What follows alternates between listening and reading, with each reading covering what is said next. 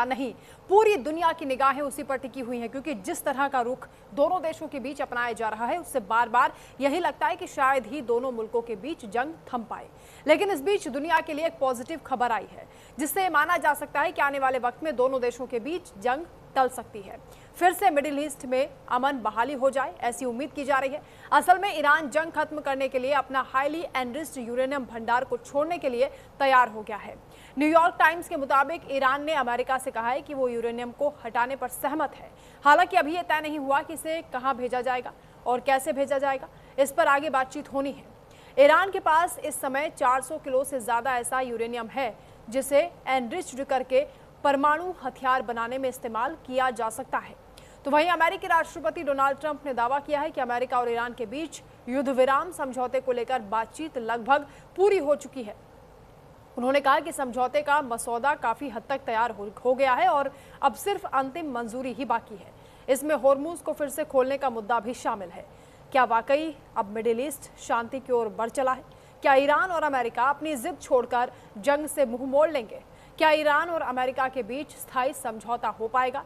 ऐसे तमाम सवालों के जवाब हम तलाशेंगे। हमारे साथ खास मेहमान जुड़ेंगे, उनसे हम चर्चा करेंगे। कुल मिलाकर गुड न्यूज यही आ रही है कि ईरान जंग खत्म करने को तैयार हो गया है और अपना हाईली एनरिच्ड यूरेनियम भंडार छोड़ने को तैयार हो गया है, जिस पर अमेरिका लगातार शर्तें रख रहा था। हालांकि इससे पहले ईरान ने साफ इंकार कर दिया था कि अमेरिका के ऐसे किसी भी प्रस्ताव को वो स्वीकार नहीं करेगा जिसमें न्यूक्लियर प्रोग्राम शामिल ना हो। तो आज की बड़ी खबर यही है कि ईरान तैयार हो गया है जंग खत्म करने के लिए और न्यूक्लियर प्रोग्राम को लेकर भी उसका ये कहना है कि हाईली एनरिच्ड यूरेनियम भंडार छोड़ने को वो तैयार है। हालांकि ऑफिशियल इंतजार अभी करना होगा, यानी ऑफिशियल जो अनाउंसमेंट किया जाना है ईरान की ओर से, उसके लिए थोड़ा सा हमें वेट करना चाहिए, क्योंकि अमेरिका की ओर से कहा जा रहा है कि डोनाल्ड ट्रंप अभी अपने सलाहकारों से बातचीत करेंगे। ट्रंप का कहना है कि 50-50% चांसेस है, यानी 50-50 मामला है, जंग खत्म भी हो सकती है और दोबारा भी हमला हो सकता है। हमारे साथ खास मेहमान जुड़ चुके हैं। रिटायर्ड कर्नल संजीव मलिक जी जुड़ रहे हैं, डिफेंस एक्सपर्ट के तौर पर, आपका स्वागत है। Retired group captain UK Devnath ji आ गए हैं, आपका भी स्वागत है। और अरविंद तेजावत जी जुड़ रहे हैं, विदेश मामलों के जानकार हैं, आपका भी स्वागत है। शुरुआत संजीव जी आप ही से कर लेते हैं। ईरान ने जिस तरीके से मूड बदला है रातों रात, ये गुड न्यूज आई है कि अब वो अपना जो हाईली एनरिच्ड यूरेनियम भंडार है उसे छोड़ने के लिए तैयार हो गया है। आपको क्या लग रहा है कि बैकडोर से ऐसी क्या बातचीत हुई है? क्योंकि सामने सामने तो लगातार अमेरिका की ओर से धमकी दी जा रही है, ईरान ने सरेंडर करने से मना कर दिया, लेकिन डिप्लोमेटिक जो चैनल होते हैं वो तो काम कर ही रहे हैं। वंदना जी नमस्कार और को पैनलिस्ट को मेरा सादर प्रणाम। देखिए, ये जो यूरेनियम का इशू है ये डे 1 से न्यूज में है और डे 1 से ये अमेरिका की 28 मांगों में शामिल भी था। और मैं एक चीज बताऊं, मेरा थोड़ा एनालिसिस कुछ और भी कहता है।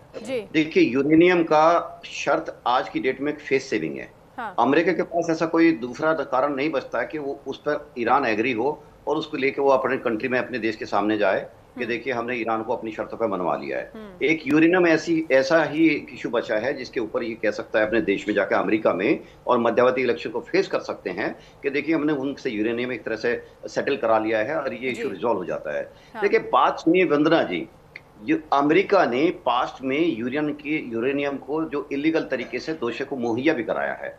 ईरान अगर चाहेगा ये 240-45 केजी दे भी देगा तो क्या ईरान फ्यूचर में नहीं इसको एक्वायर कर सकता है। चाइना है, जब चाहे उनको दे सकता है, एनरिचमेंट की पूरी उनकी टेक्नोलॉजी को इंप्रूव भी कर सकता है। तो ये मुझे लगता है कि ये एक बहाना है फेस सेविंग कि जिसके दम पे अमेरिका अपने देश में वापस लौट सकता है, इस चीज को कॉल ऑफ कर सकता है। रही बात यह है कि देखिए, यूरेनियम का केस आज का नहीं है।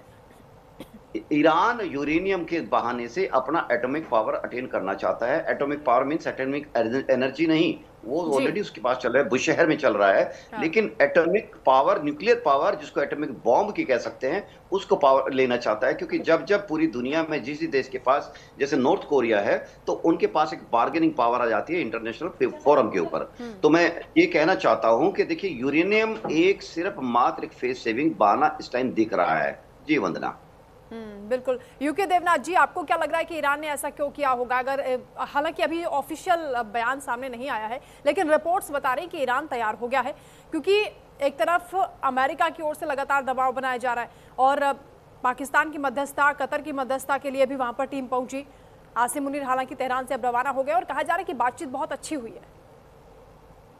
हाँ वंदना जी, जब पिछले साल 25 जून की बात है, तब जो टॉक्स चल रही थी, जिसको कि ओमान आगे बढ़ाने की कोशिश कर रहा था, तब बार बार ईरान ने कहा था कि वह अपने 440 किलो संवर्धित यूरेनियम को हैंडओवर करने के लिए तैयार है।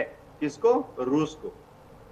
इसी तरह से इस साल भी 25 और 26 फरवरी को जब टॉक्स हो रही थी, तो ईरान ने बार बार अंतरराष्ट्रीय मीडिया के सामने ईरानी प्रतिनिधि ने बयान दिया था कि ईरान अपने 440 किलो संवर्धित यूरेनियम को सौंपने के लिए तैयार है। हाँ। किसको? रशिया को। तो सवाल उठता है कि ईरान तो चाहता है कि ये 440 किलो यूरेनियम अगर रशिया चला जाता है तो फिर उसके बाद अमेरिका का दबाव हट जाए। लेकिन अमेरिका जब कहता है कि अब ईरान संवर्धित यूरेनियम देने को राजी हो गया है, अमेरिकन पर्सपेक्टिव ये है कि अमेरिका को देने के लिए राजी हो गया। ईरान से कोई बयान नहीं आया है। ईरान से जब भी बयान आएगा, आप देखेंगे ईरान कहेगा ठीक है, हम हैंडओवर कर देते हैं, हम हैंडओवर कर देंगे रशिया। तो ये पेचीदा जो गोलमाल है अभी तक अटका हुआ है। जी यूके देवनाथ जी, क्योंकि डोनाल्ड ट्रंप इस तरीके से भी प्रेजेंट कर रहे हैं चीज़ों को, वो कह रहे हैं कि अभी प्रस्ताव ईरान से आया है, अभी हम उसको पढ़ेंगे, अपने सलाहकारों से चर्चा करेंगे, उसके बाद हम सोचेंगे कि आगे सैन्य कार्रवाई करनी है नहीं करनी है।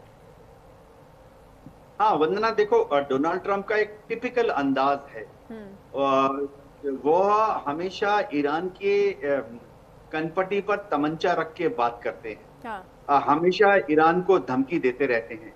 आज भी आप देखिए, उन्होंने एक बहुत ही अद्भुत ईरान का नक्शा इशू किया है, जिसमें कि उन्होंने ईरान के नक्शे के ऊपर अमेरिका का झंडा प्रिंट कर दिया है, ये दिखाने के लिए कि ईरान पर अब वर्चस्व किसका होने वाला है? अमेरिका का। अमेरिका में डोनाल्ड ट्रंप चाहते हैं कि दुनिया में, जैसे उन्होंने वेनेजुएला पर कब्जा कर लिया जी। और अब वेनेजुएला तो कहे प्रैक्टिकली अब अमेरिका का ही एक उपनिवेश बन गया है। हाँ।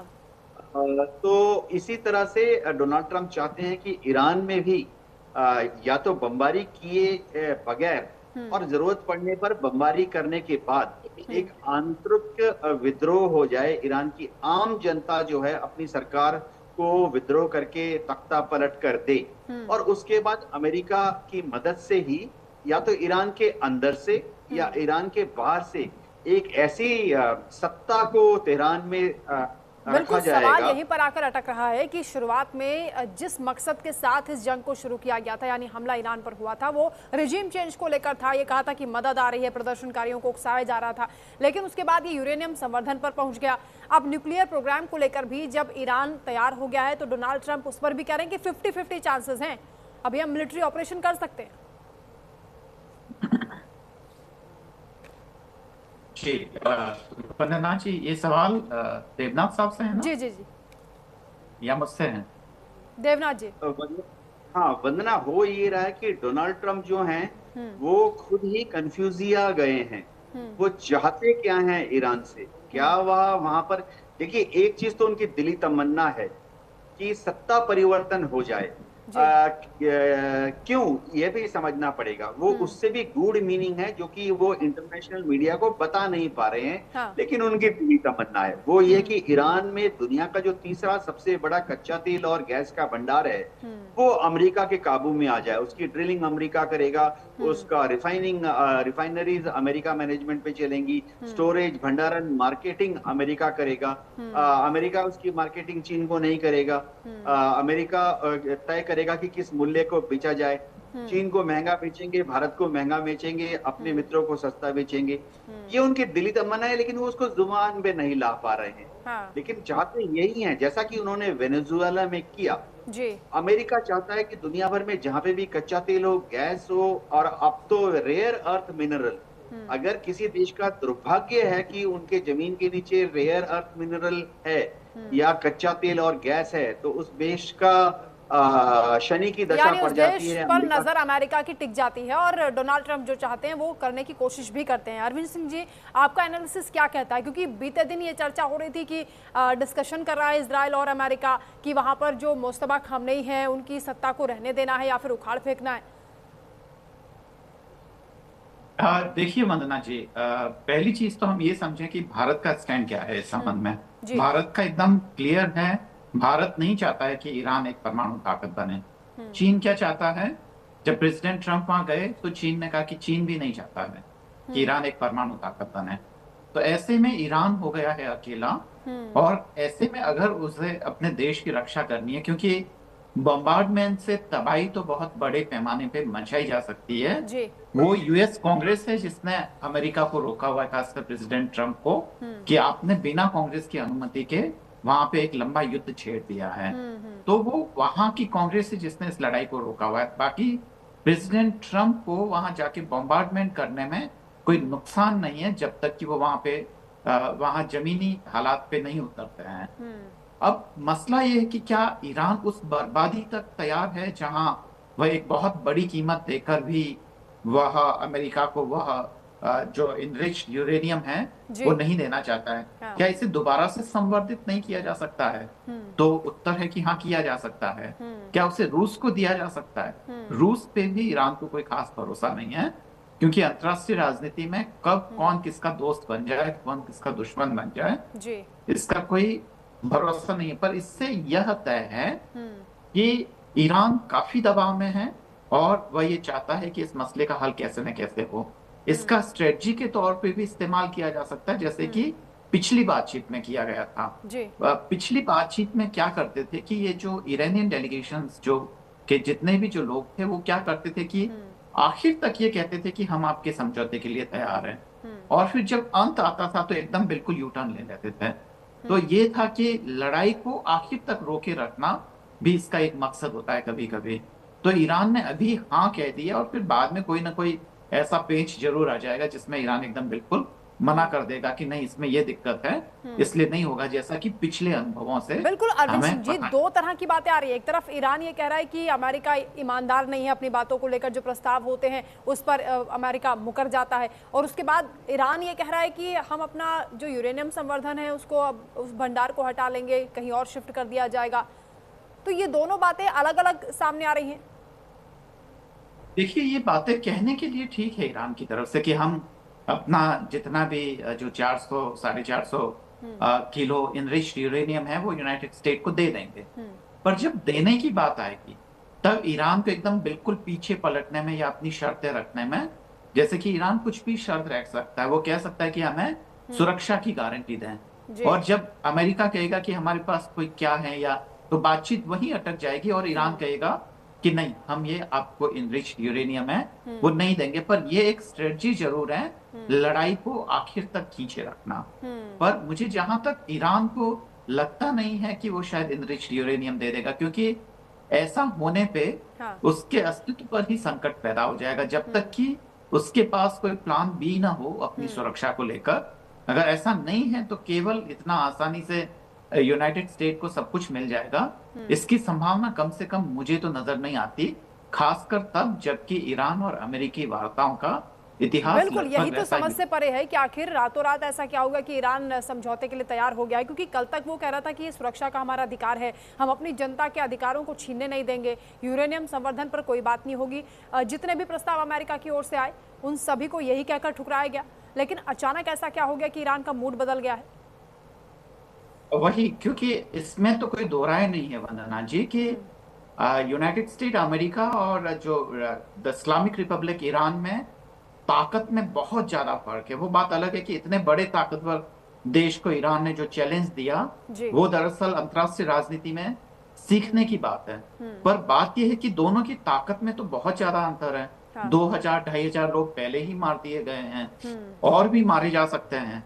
और नैतिकता के सवाल फिर जब लड़ाई होती है तो नहीं रह जाता है कि स्कूल पे बॉम्बार्डमेंट करेंगे, रिहायशी इलाके पे करेंगे, या वहां के कंट्री चीफ को मार देंगे। ये सब चीजें पीछे रह जाती है जब लड़ाई होती है। जैसा कि हमने इराक और तमाम देशों में हमने देखा, जहां लगभग काफी हर 5वां आदमी मारा गया था, हर एक घर का।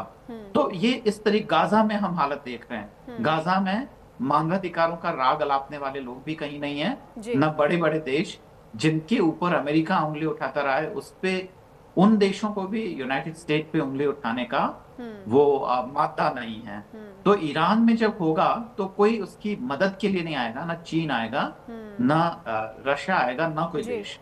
तो ऐसी हालत में ईरान को ये पता है कि अगर हम हमारी रक्षा के लिए ज्यादा से ज्यादा डिले नहीं करेंगे, क्योंकि अभी आपको पता है कि वहां बहुत तेजी से बंकर खोदे जा रहे हैं खासकर, और वहां पे जो इंटरनली जो एकदम चाक चौबंद करने के लिए वो जो पॉसिबल जो रणनीति होती है, उस पर बहुत तेजी से काम चल रहा है। खासकर ईरान जैसा जो कहता था कि ये भी वाकई अंतर्राष्ट्रीय राजनीति क्या पूरी दुनिया का ही दोगलापन है कि जब जब लड़ाई की बात आती है तो महिलाओं को शामिल कर लिया जाता है, अब उनको ट्रेनिंग दे रहे हैं। और जब आजादी और पार्लियामेंट में रिप्रेजेंटेशन की बात आती है तो महिलाओं को दूर कर दिया जाता है कि आपके लिए घर और वही बेहतर है। जैसा कि इंडियन फ्रीडम स्ट्रगल में, जब इंडियन फ्रीडम स्ट्रगल में महिलाओं की जरूरत थी तो हमने उनका इस्तेमाल किया, फिर जब हमें फ्रीडम मिली, लगभग दुनिया के सारे देशों की यही हालत है। आज हमारे पार्लियामेंट में जो रिप्रेजेंटेशन होना चाहिए वो नहीं है। तो ईरान भी कोई उससे अलग नहीं है, जो फ्यूडल सोच वाले जितने भी नेशंस या जितने भी लोग हैं। तो तैयारी वहां चल रही है, खासकर वहां बंकर से लेकर बहुत तेजी से, तो उसको टाइम मिल जाएगा, खासकर ईरानियंस को। तो जो यूरेनियम भंडार है, संजीव जी, आपको क्या लग रहा है कि भरोसेमंद साथी इस वक्त ईरान का कौन है? किस पर वो उम्मीद कर सकता है, या उसका क्या प्लान हो सकता है कि इस भंडार को वो कहाँ शिफ्ट करेगा? क्योंकि अमेरिका तो चाहता है कि कब्जा उसका हो जाए और ईरान ऐसा होने नहीं देगा। वंदना जी, देखिए, यूरेनियम के भंडार की समस्या मेरे लिए, मेरी नजर में इतनी महत्वपूर्ण नहीं है। देखिए, आप यूएस का पॉइंट समझिए, ईरान का पॉइंट समझिए। आज की स्थिति में यूएस के साथ अभी जो सोच विचार चल रहा है, जो पूरे देश में, पूरे बाकी कंट्रीज के साथ जो उनके डिप्लोमेट्स बातचीत कर रहे हैं, उस पर 3-4 चीजों के कारण प्रेशर है। सबसे पहले तो हमें यह भूल जाना चाहिए कि अमेरिका के अंदर कोई फाइनेंशियल प्रॉब्लम्स हैं, खर्च होता है। अगर किसी के पास 1000 अरब डॉलर है और उसमें से 2, 4, 5, 10, 20 खर्च कर दे, कोई फर्क नहीं पड़ता। ईरान उसके अपोजिट देखा जाए इस टाइम सच में इकोनॉमिक प्रेशर के अंदर है। अमेरिका के अंदर आप ये देखिएगा, अमेरिका के अंदर तो बल्कि एक तरह से देखा जाए उनके लिए तो वॉर एक इकोनॉमी होती है। वहां के अंदर आज की डेट में भी जो वॉर के अंदर सिर्फ ये कह सकते हैं कि उसके पास इंटरसेप्टर्स उन्होंने जो ज्यादा खर्च कर डाली, कि एक्सपर्ट ये कहते हैं कि इंटरसेप्टर के मामले में मैन्युफैक्चरिंग में थोड़ा टाइम लगेगा, इसलिए इस टाइम को उन्होंने यूनिलैटरली लेने की कोशिश की। लेकिन जो ये टाइम लिया गया, सीज फायर लिया गया, इसमें ईरान ने ज्यादा फायदा उठाया है। हम जब बैठते थे टीवी पर, हम ये कहते थे, जब महीना भर पहले या 1 महीना से ज्यादा पहले सीज फायर हुआ था, कि ये जो टाइम गेन का जो पीरियड है, ये सीज फायर नहीं है, ये बेसिकली रीपोजिशनिंग, रीऑर्गेनाइजेशन का टाइम है। इक्विपमेंट ले लीजिए, डिफेंसेस ले लीजिए, या फिर अपने war preparedness in total holistically view से देखें तो। दूसरी बात यह है कि अमेरिका के साथ जो डिप्लोमेटिक बातें चल रही है, खासकर एग्जाम्पल देता हूं, भारत जैसा कंट्री, क्योंकि हमारा तो एक तरह से इतना बड़ा ज्यादा रिलायंस है इस पूरे हॉर्मुज के खित्ते के ऊपर, यानी पूरे GCC countries including some portion of Iran, कि हमारे सबसे ज्यादा इफेक्ट हो रहे हैं। चाइना इतना ज्यादा इफेक्ट नहीं होगा, जापान इफेक्ट हो रहा है, ईस्ट एशियन कंट्रीज इफेक्ट हो रहे हैं। तो देखा जाए, अमेरिका ये चाहता है कि इन देशों में मंदी या रिसेशन का जो घड़ा है उसके सर पर नहीं फूटे, तो इस चीज को लेकर वो थोड़ा चाहता है कि चीजें मिटलेज हो जाए। लेकिन ईरान के अंदर जो डिसीजन है वो आईआरजीसी ले रहा है। आईआरजीसी का पूरा प्रभुत्व है कि क्या डिसीजन लिया है। इवन जो वहां के पेजेश्कियान साहब है, विदेश मंत्री आरागाजी साहब है, इवन वहां के जो स्पीकर साहब है, उनके पास ये पावर नहीं है कि वो अपनी तरफ से कुछ ऑफर कर दे और चीजों को नॉर्मलाइज करने की तरफ बढ़े। तो पूरा का पूरा जो स्क्रिप्ट होती है, आईआरजीसी उसको ओके करता है, तब वो जाकर होती है। आईआरजीसी के पास एक ग्लोबल विजन नहीं हो सकता, ना ही है, क्या होता है कि जब पॉलिटिकल डिस्पेंशन बैक बर्नर में चला जाता है तो ये समस्याएं आती हैं, क्योंकि पॉलिटिकल विजन जो होता है वो एक डिफरेंट पूरे वर्ल्ड के साथ एक सिंक में होता है, लेकिन मिलिट्री का डिसीजन एक बड़ा मायोपिक डिसीजन होता है, या उनका जी। विजन भी बड़ा मायोपिक होता है, क्योंकि वो अपनी लोकल चीजों पर ही अड़े रहते हैं, और यही हो रहा है। ये बात सही है कि वो अपनी वार प्रिपेयर्डनेस फुल फ्लेज में चल रहे हैं, क्योंकि उनका मानना है कि अमेरिका कब अटैक कर देगा इसको कुछ कहा नहीं जा सकता। बिल्कुल सही बात है। बात ये हो रही है कि अभी इसके जो आज की फेज में जो ऑपरेशन है, ऑपरेशन जो रुका हुआ है, इसके अंदर रास्ते ये ढूंढे जा रहे हैं कि क्या इसको किसी तरह से बैलेंस आउट करके ये सप्लाई लाइंस को खोला जाए। हाँ। क्योंकि मुझे नहीं लगता कि अमेरिका जब तक उसको कुछ नहीं मिलेगा यहां से हटने के लिए तैयार होगा। बिल्कुल, क्योंकि पेश उन्होंने तो जो यहाँ पर भी फंसा हुआ है, क्योंकि ईरान कह रहा है कि जो ट्रंप दावा कर रहे हैं ना बार बार ट्रुथ सोशल पर, वो कह रहे हैं कि होर्मुज को अब खोल दिया जाएगा, लेकिन ईरान का कहना है कि वो कंट्रोल नहीं छोड़ने वाला है होर्मुज पर। और यूके देवनाथ जी, अब उसके पास ऑप्शन बचा भी क्या है? दशकों पीछे चला गया है ईरान, और यही एक मौका है उसके पास होर्मुज के जरिए अपनी अर्थव्यवस्था को फिर से पटरी पर लाने का। वंदना जी, ईरान बार बार यही कह रहा है कि जहां तक हॉर्मुज की बात है, पहले अमेरिका स्टेट ऑफ हॉर्मुज को खोले। जी। अमेरिका ने स्टेट ऑफ हॉर्मुज के पश्चिम में जो पर्शियन गल्फ में है, वहां पर ईरान के 8 बंदरगाह हैं। हाँ। अमेरिका ने ईरान के इन 8 बंदरगाहों पर नाकेबंदी की हुई। इस तरह से ही स्टेट ऑफ हॉर्मुज के पूर्व में जो ओमान की खाड़ी है, वहां पे अमेरिका की नेवी ने अपने 4 कॉम्बैट शिप्स को, नेवी के शिप्स को लगातार तैनात किया हुआ है 1 मार्च के बाद से। जी। दुनिया भर से अगर किसी भी देश का, चाहे ईरान का कोई पानी का जहाज, या किसी भी देश, भारत या चीन का भी कोई शिप अगर ईरान की तरफ जा रहा है, तो अमेरिका की नेवी को पूरा ऑर्डर दिया गया कि उसको वहीं पर अरब सागर में ही, ओमान की खाड़ी में ही वापस कर देना है। जी। भारत के जहाजों को भी अमेरिका की नेवी ईरान के बंदरगाहों की तरफ नहीं जाने दे रही। अमेरिका की नेवी वहां से सिर्फ उन शिप्स को ही स्टेट ऑफ हॉर्मुज की तरफ जाने दे रही है, पर्शियन गल्फ की तरफ जाने दे रही है, जो कि पहले ये प्रूव करते हैं कि वो Kuwait, Abu Dhabi, UAE, Saudi, Oman, इनके बंदरगाहों पर जा रही। जी। तो जैसे ही कोई जहाज हिंद महासागर से अरब सागर आता है, अरब सागर से ओमान की खाड़ी पहुंचता है, अमेरिका की नेवी छानबीन करती है उस शिप के कैप्टन से, चाहे वो जापान का ही शिप क्यों ना हो, कि आप कहाँ जा रहे हैं। अगर वो बोले कि वो ईरान के बंदरगाह जा रहा है तो उसको वापस भेज दिया जाता है। लेकिन अगर वो बोले कि हाँ वो जा रहा है अबू धाबी, यूएई, सऊदी के बंदरगाह में, तो उसको फिर अमेरिका की नेवी आगे प्रोसीड करने देती है। तो ईरान ने कहा है कि ईरान की जो ये घेराबंदी है, पहले इसको अमेरिका हटाए। हाँ। 5 मिनट के अंदर ईरान भी स्टेट ऑफ हॉर्मुज को खोल देगा। जी। अभी ईरान के पास शांति काल में युद्ध लड़ने का कोई जरिया बचा नहीं। एकमात्र दबाव वो डाल सकता है कि स्टेट ऑफ हॉर्मुज को ईरान ने अपनी तरफ से बंद किया हुआ है। देखिए, सब देशों के लिए नहीं बंद किया है, ये हाँ। समझना पड़ेगा। जी जी। भारत, चीन, नॉर्थ कोरिया, रशिया के शिप्स को ईरान ने नहीं रोका हुआ है, ये भी समझना पड़ेगा। हाँ। भारत के जहाजों को कौन रोक रहा है? ये एक अद्भुत विडंबना है। अमेरिका की नेवी रोक रही है। अगर बॉम्बे से या गुजरात से एक भारत का शिप प्रोसीड करता है पर्शियन गल्फ की तरफ, और वहां कहता है कि वो ईरान के बंदर अब्बास में जा रहा है कच्चा तेल लाने, या खड़ग आइलैंड जा रहा है कच्चा तेल लाने, तो अमेरिका की नेवी भारत के, चाइनीज या कोई भी शिप को, जापानीज, उसको वापस कर रही है। तो बिल्कुल ठीक कह रहे हैं आप यूके देवनाथ जी, क्योंकि डोनाल्ड ट्रंप की जो नीतियां हैं उससे समझ में आता है कि जो भी अर्थव्यवस्था आगे बढ़ेगी या विकसित होने के लिए अगर कोई राष्ट्र कोशिश कर रहा है तो उसमें भारत उभरता हुआ देश है, और इसीलिए उसके कदम पीछे खींचने की पूरी कोशिश अमेरिका कर रहा है। रशिया से तेल खरीदने को मना कर दिया, ईरान से आप बता भी रहे हैं कि जो शिप्स हैं उनको आने से रोका जा रहा है।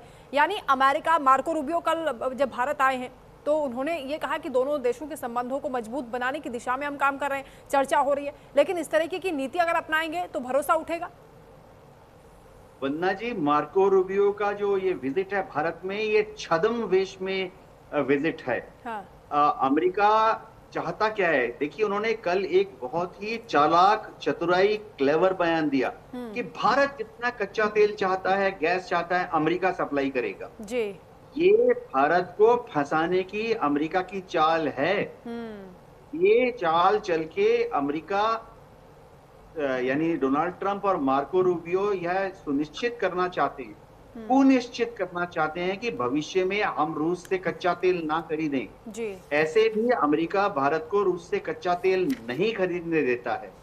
वो तो इस युद्ध के चलते जब अंतर्राष्ट्रीय बाजार में कच्चे तेल की कमी हो गई, तो एज ए रिलीफ अमेरिका ने भारत को परमिशन दे दी कि ठीक है, हम अमेरिका से कच्चा तेल खरीद सकते हैं। जी। लेकिन आप देखिए, जैसे ही ये युद्ध बंद होगा, फर्स्ट ऑर्डर मार्को रूबियो का ये आएगा कि भारत फिर से जैसे पहले होता था कि रूस से कच्चा तेल नहीं आयात करना चाहिए, अमेरिका से आयात करना चाहिए। तो ये अमेरिका की एक नीति है जिसके तहत वो हमें रूस से अलग करके आस्ते आस्ते अमेरिका के साथ चिपकाना चाहते हैं। हाँ। 2018 से पहले भारत बड़ी तादाद में कच्चा तेल आयात करता था ईरान से, लेकिन 2019 के बाद से अमेरिका ने भारत को ईरान से कच्चा तेल आयात करने नहीं दिया, क्योंकि अभी भी अमेरिका चाहता है कि भविष्य में भारत ईरान से कोई भी सस्ता टेक्निकली अच्छा वाला कच्चा तेल ना ले। किससे ले? अमेरिका से। तो अमेरिका की तो पौ बारह हो गई ना जी। बिल्कुल अरविंद सिंह जी, लेकिन बाकी मुल्क जब इस वक्त में चीन से और अमेरिका से अपनी निर्भरता को खत्म करना चाहते हैं, कम करना चाहते हैं, भारत पर उनका भरोसा बढ़ा है। अभी जब इटली गए थे प्रधानमंत्री मोदी, उस दौरान भी इस बात को लेकर खूब चर्चा हुई, IMEC को लेकर भी जो कॉरिडोर है, कि बाकी मुल्क चाहते हैं कि डिपेंडेंसी कम हो, तो भारत कैसे अमेरिका पर और ज्यादा डिपेंडेंट हो सकता है जब आत्मनिर्भर भारत बनने का सपना हम देख रहे हैं। वंदना जी, ये बात बिल्कुल उल्टी है। हमारी अमेरिका पे डिपेंडेंसी तब तक खत्म नहीं हो सकती जब तक कि हम अमेरिका को एक कंज्यूमर मार्केट की तरह देखते हैं जी। जैसा कि चीन देखता है। हाँ। और भारत और चीन जैसे देशों की जो डिपेंडेबिलिटी है वो यूनाइटेड स्टेट पे बनी रहेगी, वो कभी भी खत्म नहीं की जा सकते, जो भारत के लोग अच्छी तरह से जानते हैं। अगर हमें हमारी बेरोजगार जनता के लिए हमें बहुत बड़े पैमाने पे उनको रोजगार देने के लिए जो सेकेंडरी सेक्टर है उसमें बहुत बड़ा प्रोडक्शन करना होगा जी। और वो प्रोडक्शन को खपाने के लिए हमें अमेरिका चाहिए, क्योंकि वो सबसे ज्यादा खर्च करने वाला देश है। अब ये जो अमेरिकन है वो बहुत ही चालाक और बहुत ही तेज लोग हैं, जो पिछले 2 डिकेड से 20 साल से जो ईरान और भारत के संबंधों को और अमेरिका के संबंधों को या हमारी ऊर्जा सुरक्षा को जो लोग फॉलो कर रहे हैं, वो बहुत अच्छी तरह से जानते हैं कि मनमोहन सिंह जी साहब के टाइम में अमेरिका ने किस तरीके से भारत पर दबाव डालकर गैस पाइप को वहां से भारत आने से रोका था। और इसके पीछे मंशा एकदम साफ थी, क्योंकि अमेरिका का ईरान को बर्बाद करने का प्लान कोई अभी रिसेंटली या अभी का प्लान नहीं है, ये पिछले 3 से 4 डिकेड से अमेरिका का देखा गया सपना है कि ईरान को नेस्तनाबूद करके पूरे ही पश्चिम एशिया पे अमेरिकन झंडा फहराना चाहिए। जो प्रेसिडेंट ट्रंप जो अमेरिकन झंडा जो ईरान के मैप पर दिखाते हैं, तो वो यूं ही नहीं है, ये अमेरिका का बहुत पुराना सपना है जिसे वो पूरा करना चाहता है। क्या भारत को इस सारी चीजों में मददगार होना चाहिए? तो 2 राय हैं एक्सपर्ट। पहला तो ये कहते हैं कि अमेरिका से अच्छे संबंध बनाने चाहिए, जो कि भारत ने की है पिछले 1 डिकेड की मेहनत, जो खासकर डेमोक्रेट्स के जमाने में, जो बाइडेन के जमाने में भी और प्रेसिडेंट ट्रंप के पहले कार्यकाल के दौरान से लेके अब तक भारत और अमेरिकन ने बहुत मेहनत की दोनों को रिश्तों को सुधारने की, सुधरे भी और दोनों देश काफी करीब आए। पर ये टैरिफ लादने के बाद में और अमेरिकी धमकियां और उनके बिहेवियर के बाद में बहुत सारे लोग ऐसा सोचते हैं कि भारत को सतर्क होना चाहिए और अपना एक अल्टरनेटिव जो है वो RIC में भी देखना चाहिए। RIC का मतलब रशिया, इंडिया और रशिया, ईरान और चाइना नहीं है, वो रशिया, इंडिया और चाइना होना चाहिए, न कि ईरान उसकी जगह उसका प्रतिस्थापन होना चाहिए।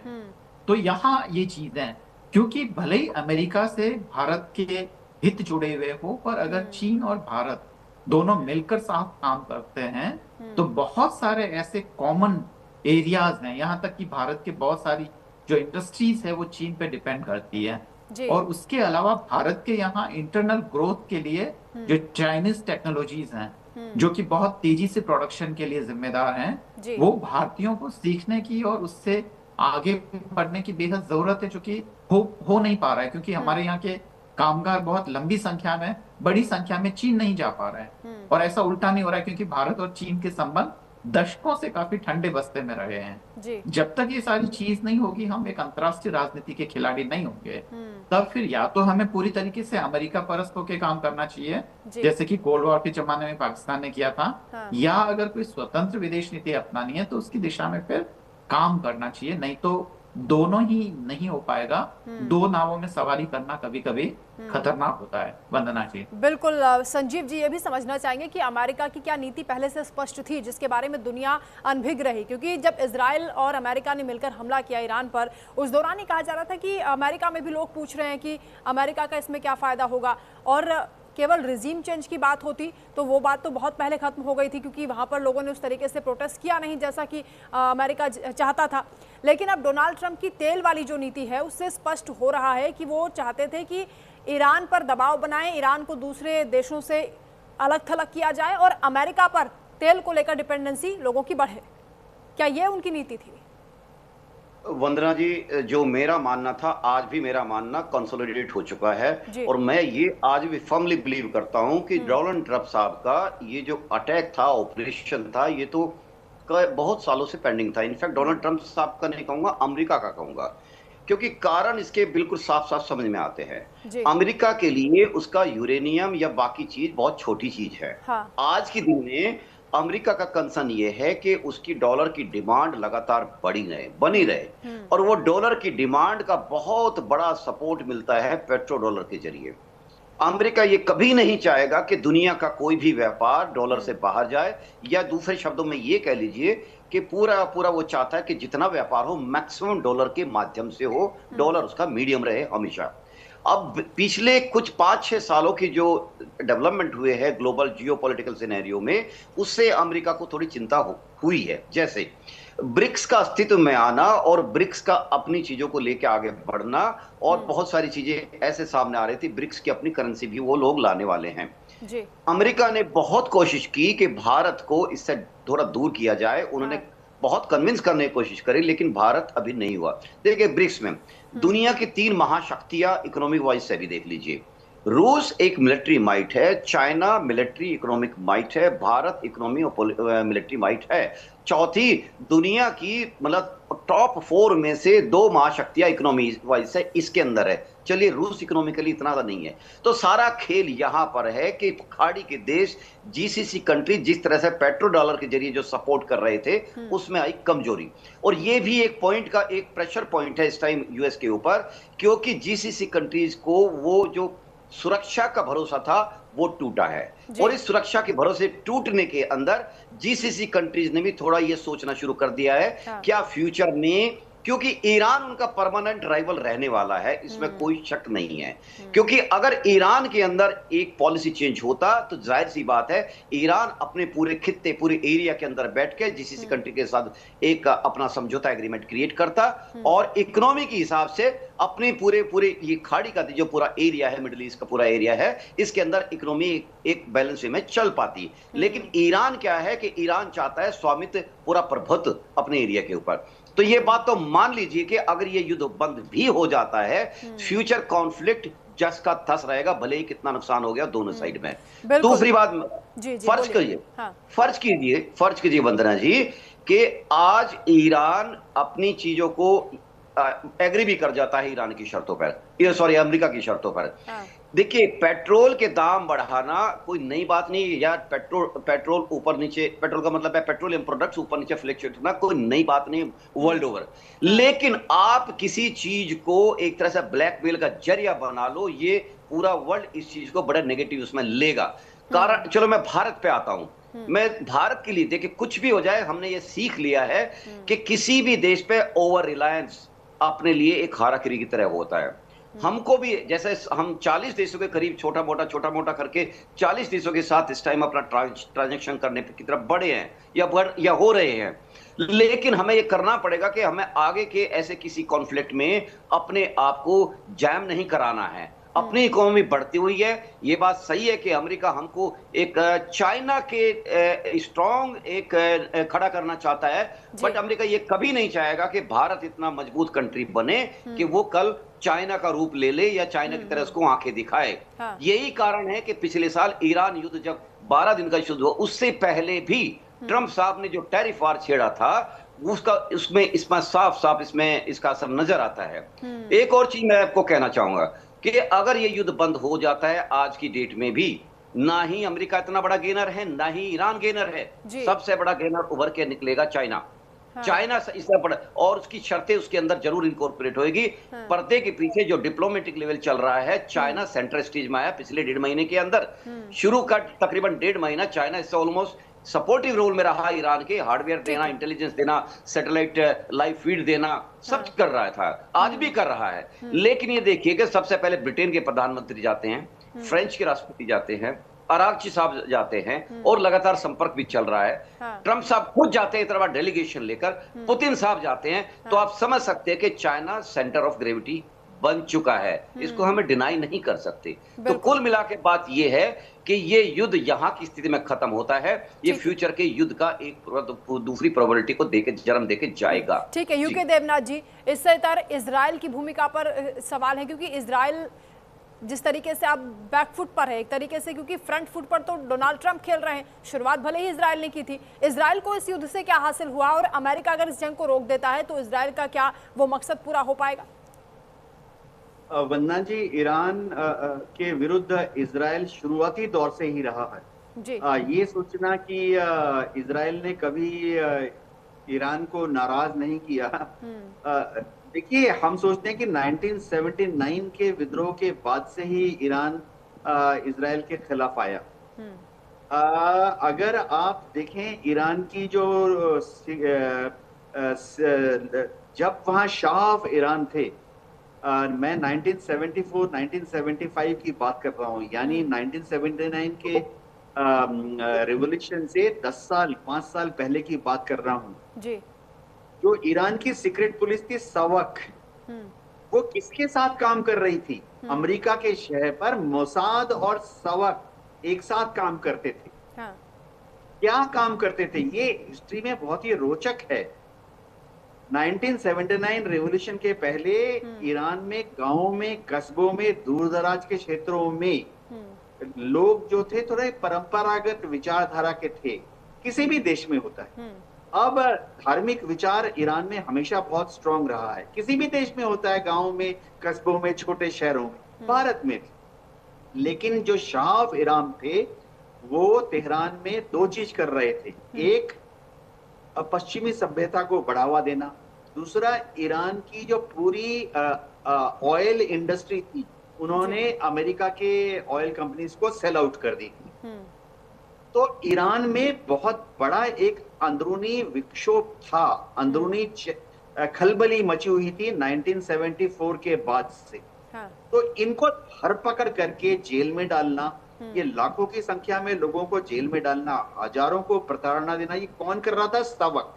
और मोसाद जो है अमेरिका की शह पर, मोसाद, मैं इजराइल की इंटेलिजेंस एजेंसी की बात कर रहा हूँ, कि जितने आयतुल्ला और उनके 70 साल 80 साल के जितने लोग हैं, ये इन सब की उम्र जब 20 साल थी, 25 साल थी, इन सबको सवक में जेल में डाला हुआ था। वह मूवमेंट बड़ा होकर ईरानियन रिवोल्यूशनर हुआ और खलीफा हुआ 1979 में। यह पृष्ठभूमि अध्ययन करने के लिए बहुत ही रोचक चैप्टर है।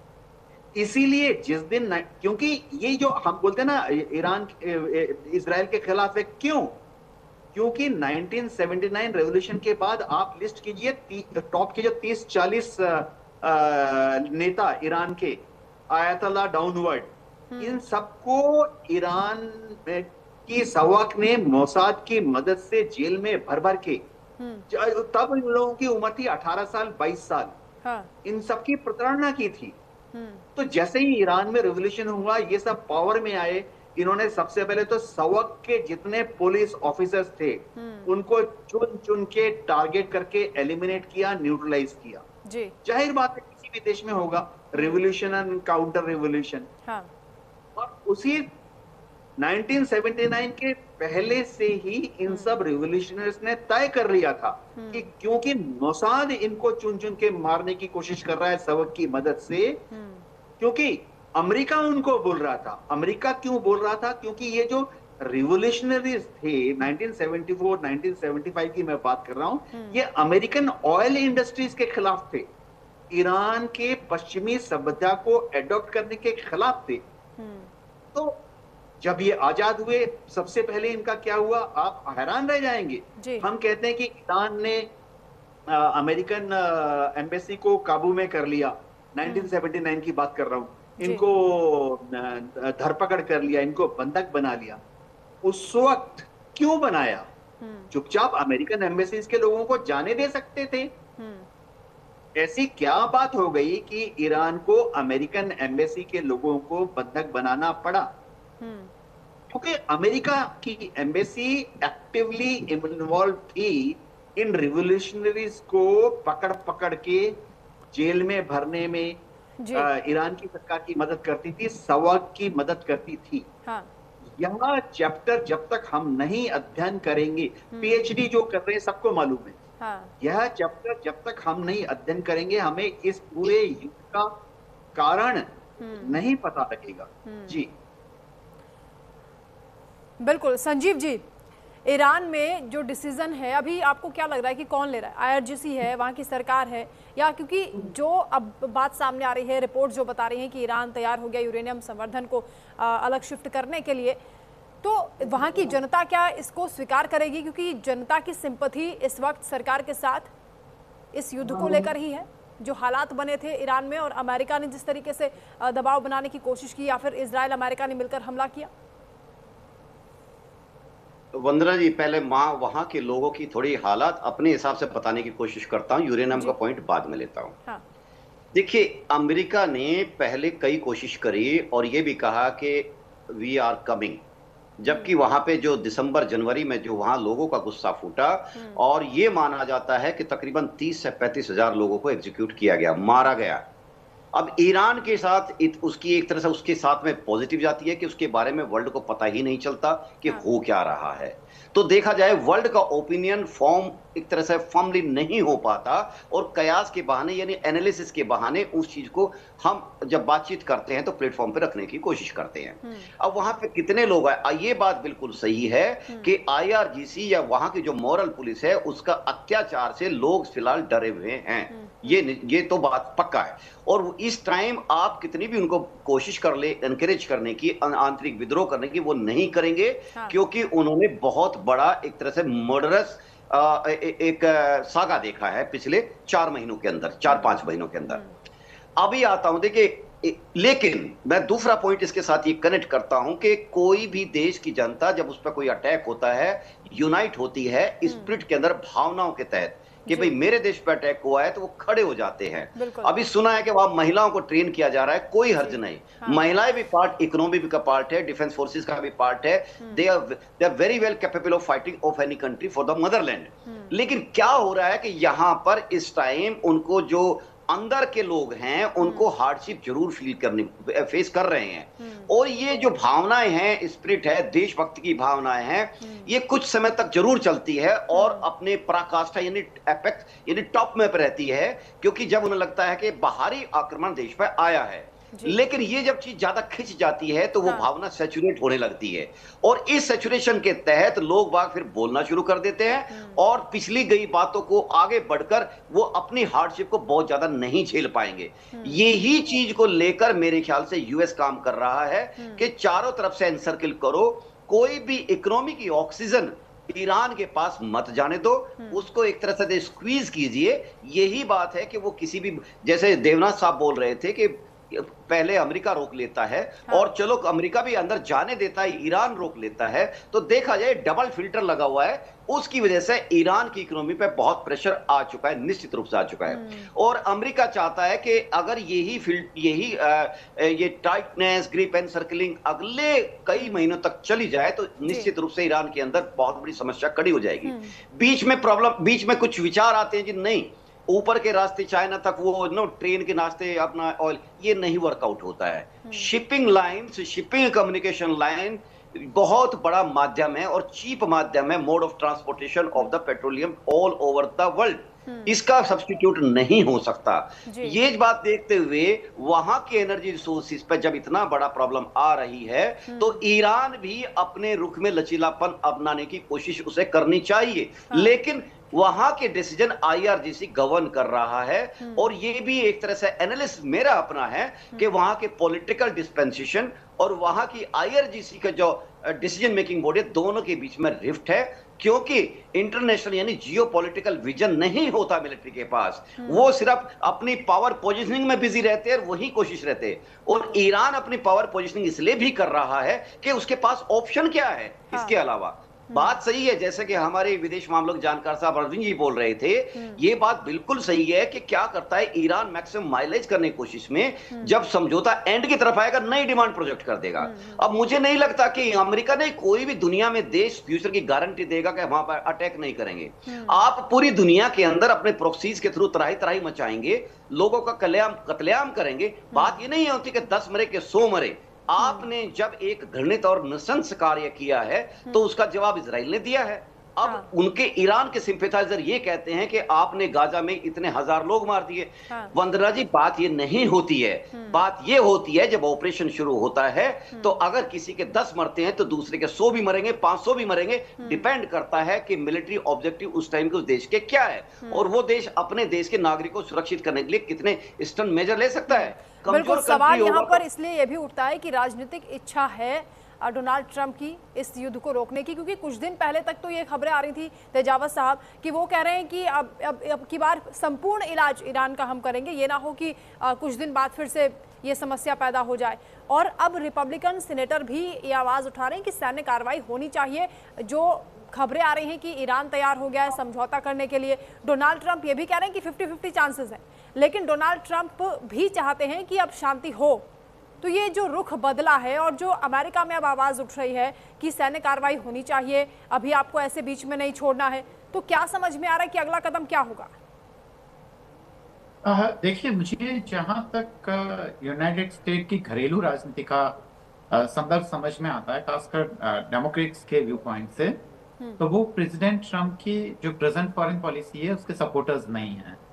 और जो रिपब्लिकन पार्टी में काफी बड़ी संख्या में वे लोग हैं जिनका जो आधार है वो या तो मुस्लिम पॉपुलेशन है या खासकर साउथ एशियन पॉपुलेशन है, इंडियन पॉपुलेशन है, तो वो लोग भी दरअसल प्रेसिडेंट ट्रंप की नीतियों के खिलाफ बोल रहे हैं। जैसे कि मेरे साथ ही एक रिपब्लिकन पैनलिस्ट जो थी, उन्होंने भी बार बार प्रेसिडेंट ट्रंप की नीतियों की मुखालफत की है। तो ये तमाम चीजें हैं जो कि मुझे लगता है कि प्रेजेंट जो यूएस पॉलिटिकल सिनेरियो है उसको समझने में हमें मदद करता है। एक दूसरी बात ये है कि बार बार जैसे कि आज हमने इस पैनल के एक्सपर्ट से भी पूछा और ये बार बार ये सवाल आता है कि दरअसल ईरान पे कंट्रोल किसका है जी। तो इसको थोड़ा सा महीन तरीके से समझने की ये जरूरत है कि जो आईआरजीसी से जो मुस्तफा खामनेई है वो बहुत ही पहले से जुड़े रहे हैं। ये बहुत ज्यादा मीडिया से दूर रहे हैं और जब अयतुल्ला खामनेई थे, पर ये सब देखते थे और आईआरजीसी पे कंट्रोल इनका काफी जबरदस्त रहा है। तो ऐसे में अगर आईआरजीसी कोई डिसीजन लेती है तो समझिए कि वो मुस्तफा खामनेई के कंसेंट से लिया जा रहा है, क्योंकि वहां के जितने भी जो टॉप लीडर्स हैं वो उनके संपर्क में हैं और वो हैं। वो बात अलग है कि अयतुल्ला खामनेई की तरह वो एक तरीके से पब्लिकली आके वैसे बात नहीं करते हैं जैसे कि वो किया करते थे या उनकी पब्लिक अपीयरेंस काफी ज्यादा रहा करते थे। तो पहले तो ये समझने की जरूरत है कि आईआरजीसी के डिसीजन और मुस्तफा खामनेई के डिसीजंस में कोई बहुत ज्यादा फर्क नहीं है। और जो ईरान का जो शुरू से ही जो सेटअप रहा है, अगर हम ये कहें कि पहले अयतुल्ला खामनेई का ज्यादा दबदबा था और अब आईआरजीसी का हो गया, तो वो लगभग वैसा ही है। तो ये क्योंकि इस संदर्भ से जुड़ रही थी, तो यह बात मैंने कही। और प्रेसिडेंट ट्रंप की जहां तक हमला लेने की डिसीजन की बात है, मुझे लगता है कि अभी तुरंत में ऐसा नहीं हो पाएगा। उसके कुछ तो कानूनी कारण भी है और कुछ अमेरिका के आंतरिक हालात भी है। ये हो सकता है कि मिड टर्म के बाद में यहाँ से फौजों की छटनी भी शुरू हो जाए, हाँ। और लोग अपने अपने घरों में लौटना शुरू कर दें। पर उसके बावजूद भी एक बड़ा कड़ा कदम भी लिया जा सकता है। तो मतलब ये एक वो हल्की लकीर है, जहां अगर इस तरफ कुछ लोग झुकते हैं तो एक बहुत ही पूरा का पूरा जो वेस्ट एशिया है वो एक बहुत लंबी लड़ाई में चला जाएगा। और अगर दूसरी तरफ जाते हैं तो यहाँ से शांति हो जाएगी। भारत लगभग इस चीज के लिए तैयार है कि ये लड़ाई लंबी होगी, और भारत इसीलिए अपनी जो तैयारियां हैं वो यही कर रहा है। और आपने जो वंदना जी जिसका जिक्र किया था IMEC प्रोजेक्ट का, तो उसमें भी हो सकता है कि थोड़ा हम बदलाव के साथ हम उस दिशा में बढ़े। शांति हमारे लिए बहुत जरूरी है, तभी हम आगे के प्लान्स पे ऊपर काम कर पाएंगे, खासकर भारत के संदर्भों से देखें। वंदना जी। बिल्कुल यूके देवनाथ जी, अब क्योंकि अमेरिका भी कोशिश कर रहा है कि किसी तरीके से समझौता हो जाए, लेकिन अभी तक ईरान अपने प्रस्ताव रख रहा था, अपनी शर्तें रख रहा था। पाकिस्तान में भी यही हुआ था। ईरान का कहना है कि हॉर्मुज ब्लॉकेड को पहले अमेरिका खोले, हॉर्मुज का कंट्रोल हम नहीं छोड़ेंगे। तो ये यूरेनियम संवर्धन से इतर बात है, या फिर आपको लग रहा है कि वाकई कोई डील ऐसी हो गई है मध्यस्थता के जरिए, चाहे वो कतर के जरिए हो चाहे पाकिस्तान के जरिए हो, जिससे अब उम्मीद की किरण जगी? हाँ, उम्मीद की किरण इसलिए जग रही है क्योंकि कतर, सऊदी, UAE ये सब डोनाल्ड ट्रंप के साथ बात कर रहे हैं। शायद डोनाल्ड ट्रंप को कन्विंस करने की कोशिश की जा रही है कि वह सबसे पहले तो किसी तरह के एक सीज फायर के लिए एक इंडिकेशन दे दे। डोनाल्ड ट्रंप शायद लगता है कि सीज फायर के लिए एग्री हो जाएंगे, यानी कंटिन्यूएशन ऑफ सीज फायर। अब वो ईरान कह रहा है कि सीज फायर टेम्पररी नहीं होना चाहिए, परमानेंट होना चाहिए। तो आगे बातचीत बढ़ रही है। शायद सऊदी के प्रिंस MBS ने भी बात की है डोनाल्ड ट्रंप के साथ, और कन्विंस करने की कोशिश की है कि सीज फायर को परमानेंट डिक्लेयर कर दें, क्योंकि उसके बाद बातचीत की अगली कदम सेकेंड फेज की बातचीत चालू होगी, जिसमें अमेरिका कहेगा कि उन्होंने स्ट्रेट ऑफ हार्मुज को खोल दिया है, और उसके 5 मिनट के अंदर ईरान भी डिक्लेयर कर देगा कि स्ट्रेट ऑफ हार्मुज खुल गया। ये सेकेंड फेज में होगा। जाहिर बात है 2-3 दिन, 1 हफ्ता समय लगेगा सेकेंड फेज को नेगोशिएट करने में। और उसके बाद थर्ड फेज में यह प्रपोज किया जा रहा है Qatar, UAE, Abu Dhabi, Saudi द्वारा, पाकिस्तान द्वारा भी, तुर्की द्वारा भी थर्ड फेज में वार्तालाप चलेगी कि कैसे ईरान आस्ते आस्ते अपने 400 किलो संवर्धित यूरेनियम को किसी और देश को सौंप देगा। वो बातचीत लंबी चलेगी, क्योंकि अमेरिका कह रहा है कि अमेरिका को दो, ईरान कह रहा है कि हम ज्यादा से ज्यादा रूस को दे सकते हैं। जी बिल्कुल संजीव जी, एक बात यह भी है कि ईरान को जब ये समझ में आ गया कि कोई कंट्री उसके साथ खुलकर सामने नहीं आई है और उसने हर तरीके से कोशिश कर ली है, क्या ऐसे वक्त में वाकई वो अपने यूरेनियम संवर्धन को किसी के सुपुर्द करने के लिए तैयार होगा, जैसी कि ये रिपोर्ट आ रही है? और दूसरा सवाल ये भी है कि अमेरिका जो पिछले इस हफ्ते की शुरुआत तक ये कह रहे थे डोनाल्ड ट्रंप कि युद्ध करने वाले हैं, लेकिन 1 घंटा पहले युद्ध करने से जो सऊदी अरब है, कतर है, UAE है, उनके कहने से युद्ध रोक दिया। ये डोनाल्ड ट्रंप का खुद का कहना है, मध्यस्थता हो गई है। क्या ये बीते 3-4 दिन के डेवलपमेंट्स कुछ ऐसा हुआ है उसमें जो हम सबकी जानकारी नहीं है? वंदना जी, मुझे लगता है कि जो GCC कंट्रीज पे जो इकोनॉमिक का प्रेशर आया, एक तरह से उनकी बैकबोन हिली है। कारण यह है कि ईरान ने उनकी जो प्रोडक्शन फैसिलिटी है, देखिए शिपमेंट तो तब होगा ना जब प्रोड्यूस होगा कोई चीज। जो प्रोडक्शन फैसिलिटी पे इतना बड़ा डेंट आया है, उसको देखते हुए उनकी पूरी इकोनॉमी इसी पूरी पेट्रोल प्रोडक्ट्स एनर्जी के ऊपर घूमती है। तो उनका ये कहना है फिलहाल कि किसी भी तरह से हमारी जो एनर्जी की सप्लाई है वो कैसे जारी करें। तो ये चीज अमेरिका को बहुत तंग कर रही है, उसके लिए ये डबल नुकसान हुआ है। पहली बात तो उसकी विश्वसनीयता गई है कि वो अपने मित्र देशों को, जो कि उसको पेट्रो डॉलर के जरिए दुनिया में राजा बनाए हुए हैं, उसको हिट हुआ है।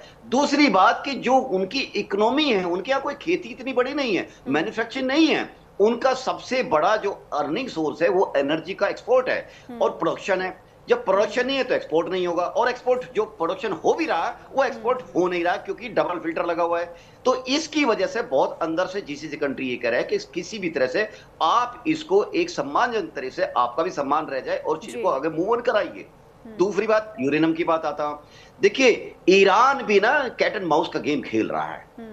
कैट एंड माउस ये है कि उसको मालूम है कि जीसीसी कंट्रीज, वर्ल्ड का प्रेशर अमेरिका के ऊपर आ रहा है डिप्लोमेटिक चैनल के थ्रू। तो वो ये चाह रहा है कि अमेरिका खुद ही मान जाए, मुझे अपना यूरेनियम ना देना पड़े, हाँ। और इस पे मैं इसके ऊपर मैं ऐसी बातें कर लूं कि मेरे पास भी रह जाए। देखिए, पहली बात तो ये है कि 450 केजी यूरेनियम को 60% बनाना आज के टाइम में कोई बड़ी बात नहीं है। जी, जी। बिल्कुल नहीं है। आप दोबारा बना सकते हो, चाइना आपको ऑफ द शेल्फ भी दे सकता है, हाँ। नॉर्थ कोरिया दे सकता है आपको, पाकिस्तान, वो भी एक तरह से देखा जाए, क्योंकि पाकिस्तान में तो चोरी छिपे का खेल चलता है। AQ खान सागा सबको मालूम है, अब्दुल कादिर खान उनके जो पकड़े गए थे पूरे स्मगलिंग में वर्ल्ड ओवर। तो मुझे लगता है कि ये यूरेनियम वाला पॉइंट जो है ये एक फेस सेविंग है यूएस के लिए, कि जिससे वो कह सके भाई हमारा मेन का जो कॉज था वो ये था, और उसको हो सकता है यस वो रशिया को दे सकता है, लेकिन कोशिश ये रहेगा कि उसकी कि वो ऐसा कुछ कर ले, कहेगा कि मैं अगले 15 दिन में 15 वर्षों में इसको नष्ट कर दूंगा, समथिंग लाइक दैट। लेकिन ईरान नहीं करने वाला। ईरान न्यूक्लियर बॉम्ब की तरफ जाएगा, चाहे जिस वे में एग्रीमेंट आ जाए वो बनाए, क्योंकि उसका बड़ा रिपरकशन ये होता है कि आपकी जियोपॉलिटिकल लेवल पे बार्गेनिंग पावर, आपकी स्टैंडिंग ज्यादा ऊंची हो जाती है। हालांकि वर्ल्ड के अंदर न्यूक्लियर बॉम्ब्स का, न्यूक्लियर वेपन्स का इस्तेमाल मुझे नहीं लगता कभी होगा, क्योंकि इसके रिपरकशन, इसके प्राइस बहुत हैवी है। हाँ। इसके स्टेक्स बहुत हैवी है मंद जाने, लेकिन ये आपकी पोजीशनिंग में बड़ा हेल्प करता है। तो यही रीजन है कि आयतुल्लाह खुमैनी के फतवे के बाद भी ईरान की अथॉरिटीज उस पर अमल करती रही। तो वो एक तो देखा जाए फतवा बड़ा फार्स था, एक तरह से झूठ था, और अगर वो झूठ नहीं था तो फिर इन्होंने रोका क्यों नहीं? क्योंकि बॉम्ब बनाने के लिए आप बढ़ रहे हो, आप कहते हो कि हम शांति प्रिय कारण के लिए बढ़ रहे हैं। शांति प्रिय के मैक्सिमम मेडिकल या रिसर्च के लिए आपको 18 से 20% चाहिए होता है, इससे ज्यादा तो कहीं भी नहीं चाहिए होता है। तो कहने का मतलब है कि दोनों तरफ से शरारती चल रही हैं। बिल्कुल ठीक कह रहे हैं आप। भले ही इसके पीछे वजह कोई भी हो, कोई भी देश हो जो मध्यस्थता कर रहा है, लेकिन गुड न्यूज़ यही आई है कि हर कोई जब ये चाहता है कि होर्मुज का जो रास्ता है वो खुले और जो परिस्थितियां हैं वो बेहतर हों, तो उस दिशा में समझौता होने की उम्मीद जगी है। बहुत शुक्रिया आप सभी मेहमानों को हमारे साथ जुड़ने के लिए, इस चर्चा में शामिल होने के लिए। इसी के साथ फिलहाल इस चर्चा में इतना ही। खबरों का सिलसिला लगातार जारी, आप देखते रहिए न्यूज़ इंडिया।